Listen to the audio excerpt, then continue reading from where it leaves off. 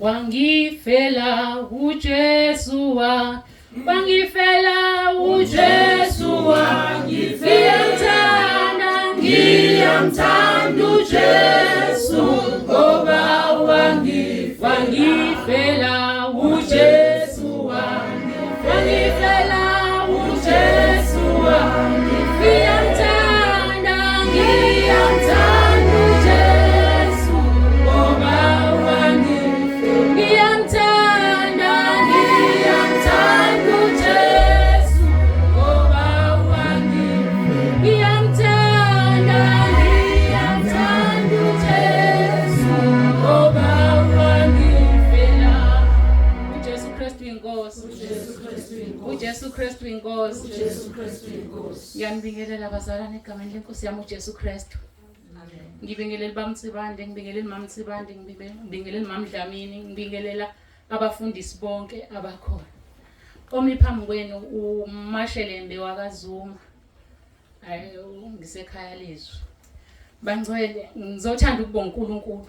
Ngizothanda ukubonga uNkulunkulu ngokuba segroupini la ekhaya lezwi. Ngefundiswa kwabamtsibande kuningi esengikhule kwikho. Kuningi kade ngingisele kwikho kodwa esengifike ngasizakala kwikho nangemkhuleko leyama Roma 10. Mina kwami ngenzela isimanga. Umntwana wami wathi ngelinye ilanga lasewodini. Mela sewodini wathi ngizofezela ngokwethu ukubona. Masimhambisa umntwana esibhedlela. Makufika lesibhedlela bethu wephukile. Hasimanga ukuthi wephuke kanjani umntwana wathi ngasazi ukuthi ngizofezela. Mase siyasho ukuthi hayi umntwana ngizofezela. Bethi hayi ingalo pho ihlukaniswa yini. Kwakube ngeleso sikhathi mina ngisemsebenzini. Ngatshela amasosha ezulu ngathi ngicela nikhuleke. Ngaphinde ngathi wena hambisa umkhuleko wama Roma 10 ewodini komunye umzalwane ngamfaka naye ekhaya lezwi. Ngathi hambisa umkhuleko wama Roma 10 ewodini uyomkhulekisa. Wamkhulekisa sekuthiwani sekuthiwa uzoyiswe Grace. Wamkhulekisa lo mkhuleko wama Roma 10 wamkhulekisa lo mkhuleko wama Roma 10. Akangabe sayiswe Grace kwathiwa hayi akasezuyiswe Grace. Akasezuyiswe Grace ingalo isi right ayisenalutho. Until wahlala kwabomsomluko kwabo lesibili wayengene ngolesihlanu. Waphuma ngolesibili wathi hayi use right. Wathi hayi use right. Bangcwele ngiyabonga imfundiso kwabamtsibande ziyasikhulisa endleleni.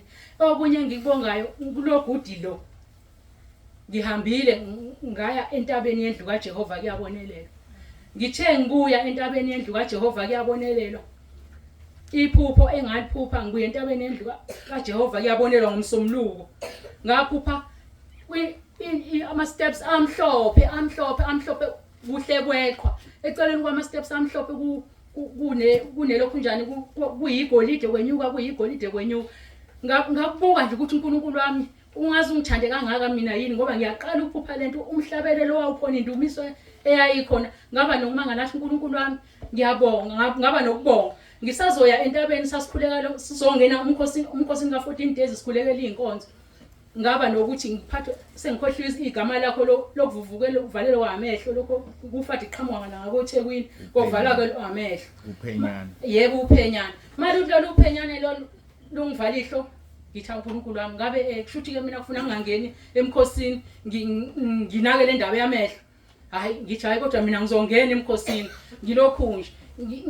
Ngithi ngisasho lokho nje kube khona egroupini othi iyalwa impi isiyanyakaza isigodlo sika Sathane iyalwa impi okube ngalomkhosi lo songenela inkonzo zePhasika iyalwa impi.